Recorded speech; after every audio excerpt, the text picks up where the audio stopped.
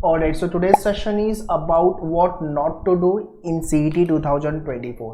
चाहे आप law CET 3 years लिख रहे हो, चाहे आप 5 इयर्स लिख रहे हो, क्या नहीं करना है ना? क्या करना है सबको पता है, बट क्या नहीं करना है वो कम लोग को पता है, और जो हमें ज़्यादा ध्यान देना है, बिकॉज यहाँ पे मेजर गलतियाँ होती है.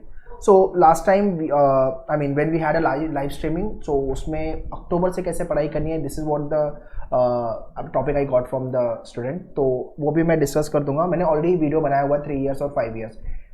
मैंने वो लॉ एंट्रेंस वाले चैनल पे जाके देख लो, उस पर सारे वीडियोस अवेलेबल है. 3 इयर्स का भी एक बनाया हुआ है. 5 इयर्स में तो मैंने बताया हुआ है कि pre work and post work 12th board के साथ कैसे करोगे, तो वो वीडियो जाके देख लो यार. ठीक है, उसमें सब कुछ एक्सप्लेन्ड है. ठीक है, यहाँ पे प्रिपरेशन के बारे में तो मैं बात करूँगा ही, उसके साथ साथ व्हाट नॉट टू डू. हर साल ये 50% जनता करती है, तो अगर मेरा वीडियो गलती से आपके पास पहुंच गया है तो ये आपको ध्यान में रखना है. सिंपल है. और ये वीडियो शेयर भी कर देना आपके सारे फ्रेंड लोग को, सो दैट थोड़ा फ़ायदा उनको भी हो जाए, है ना? क्या बात है सर, क्या बात है सर, क्या बात, ये बात है. अरे सर क्या बात. चलो, व्हाट नॉट टू डू. सबसे पहले CET तो हलवा है and people take it for granted. ठीक है, इसमें 2-3 चीज़ें समझ लेते हैं. अगर कोई पर्सन बोल रहा है कि CET हलवा मैं लास्ट में पढ़ूंगा, छोड़, मुझे नहीं स्टार्ट करना वगैरह, एक बार समझाना, 2 बार समझाना, फिर छोड़ देना, फिर आप मतलब नहीं होगा. फिर वो उससे फिर आप बाद में मिलना जब पेपर हो जाएगा कि रिजल्ट आने के बाद what is that person score और क्या स्कोर आपका है. ठीक है, CET हलवा हो या ना हो, कंपटीशन ज़्यादा है और सीट्स कम है, इनटेक बहुत कम है. तो आपको ये समझना पड़ेगा, आप कितना भी अच्छा कर लो CET में, आपको हमेशा ऑन टॉप रहना पड़ेगा. ठीक है ना? आउट ऑफ 150 का स्कोर आपके पास 120, 110, 100 मार्क्स आ रहे हैं. ठीक है, मतलब 80 के नीचे, 70 के नीचे आ रहे हैं तो भाई कॉलेज मिलना मुश्किल हो जाएगा, राइट? तो आपको, अगर आप कैटेगरी में आते हो SC ST OBC तो बात अलग है. तो CET तो हलवा पहली बात तो नहीं है. पेपर अनसर्टेन है, कुछ भी हो सकता है, तो हमें प्रिपेयर रहना है. ठीक है, फॉर ग्रांटेड नहीं लेना है CET को. शर्म आना चाहिए, थोड़ा तो इज्जत कर. फेयर है. This is the very important thing which we need to understand. इसलिए CET को लास्ट में नहीं पढ़ना, नहीं तो प्रेशर में पढ़ोगे और सिर्फ सिलेबस होगा, वो भी आधा अधूरा, और प्रिपरेशन में प्रॉब्लम आएगी unless you have a right mentor, right, जो आपको गाइड कर रहा है. दूसरा, लेट प्रिपरेशन लोग स्टार्ट करते हैं और फिर घाई करते हैं. लेट या तो फिर लास्ट में पढ़ाई चालू करेंगे, ये भी नहीं करना और ये भी नहीं करना. ठीक है ना? लास्ट में पढ़ाई, लेट पढ़ाई बिल्कुल नहीं चालू करना, वो पहले करनी है अपने को. ठीक है ना? सो दैट हम जितनी भी गलतियाँ करें, हमारे पास टाइम है, उसको इम्प्रोवाइज कर सकें. Are you getting this?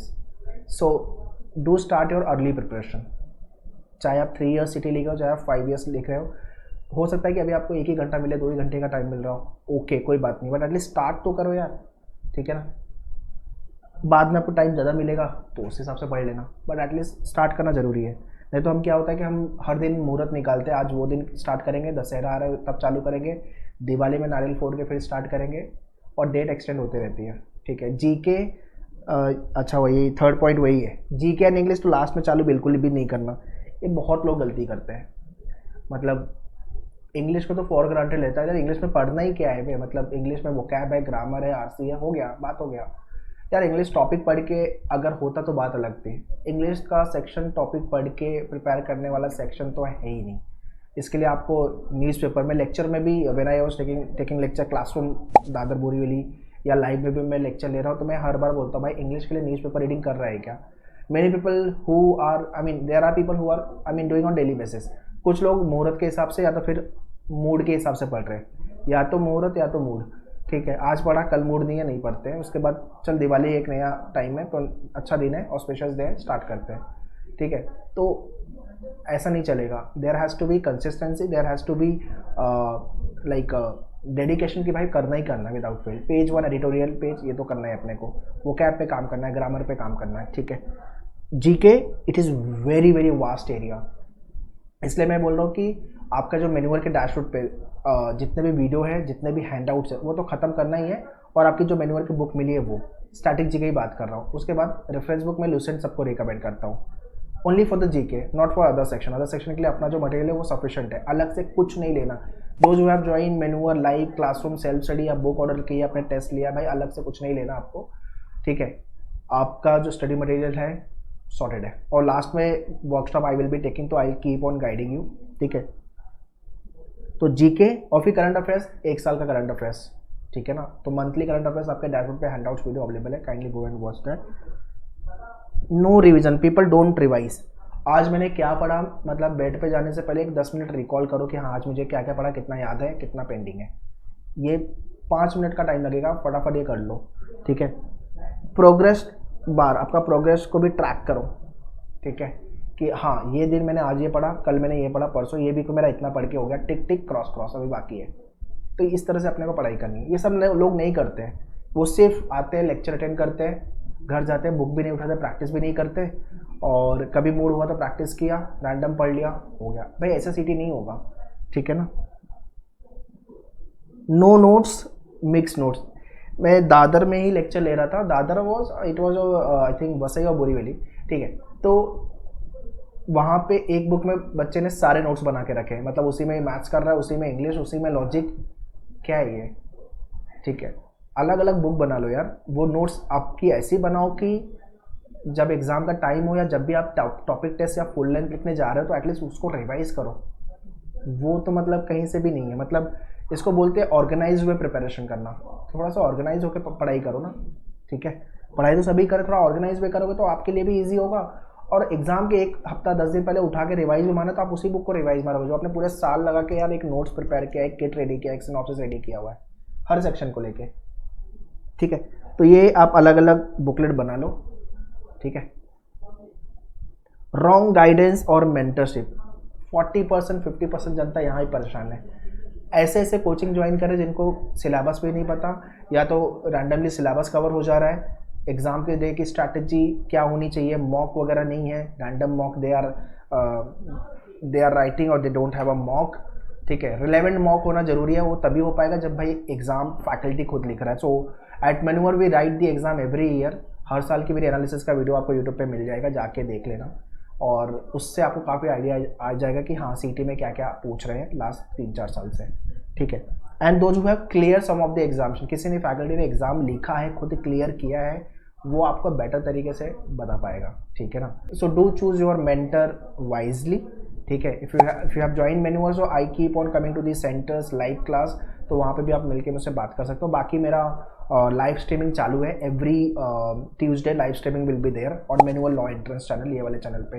Please go and subscribe this channel. बाकी सबको बता दो कि भाई यहाँ पे आ जाओ लाइव स्ट्रीमिंग में, डायरेक्टली 1-to-1 कनेक्ट होऊंगा।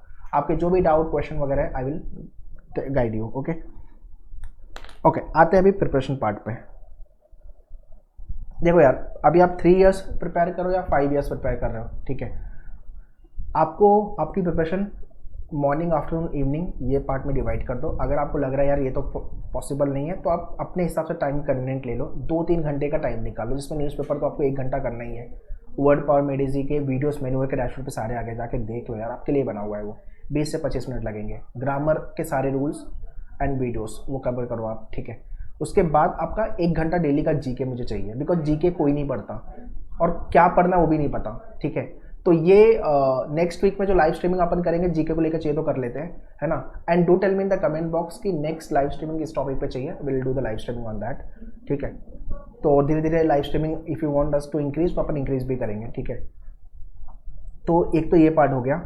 अभी जो प्रैक्टिस वाला पार्ट है ना, जैसे कि लॉजिक प्रैक्टिस करना है, तो उसको आप वीकेंड पे सैटरडे संडे कर सकते हो, या मैथ्स अगर आपको 5 इयर्स वाले हो तो भाई मैथ्स प्रैक्टिस करना तो सैटरडे संडे रिवाइज कर प्रैक्टिस कर लो। एक टॉपिक पर वीक का टारगेट ले लो।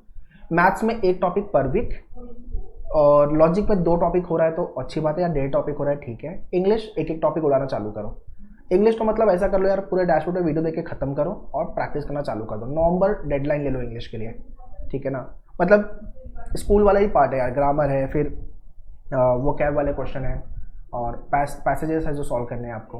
हाँ, जीके आपको डेली रूटीन में रखना पड़ेगा। 1 घंटा, अगर आपके पास ज़्यादा टाइम है, आप वर्किंग प्रोफेशनल नहीं हो, या तो आपका 12th हो गया है और फुल फ्लेज में सीटी दे रहे हो, तो 2-2 घंटा देना चालू कर दो। 1 घंटा स्टैटिक, 1 घंटा करंट अफेयर्स।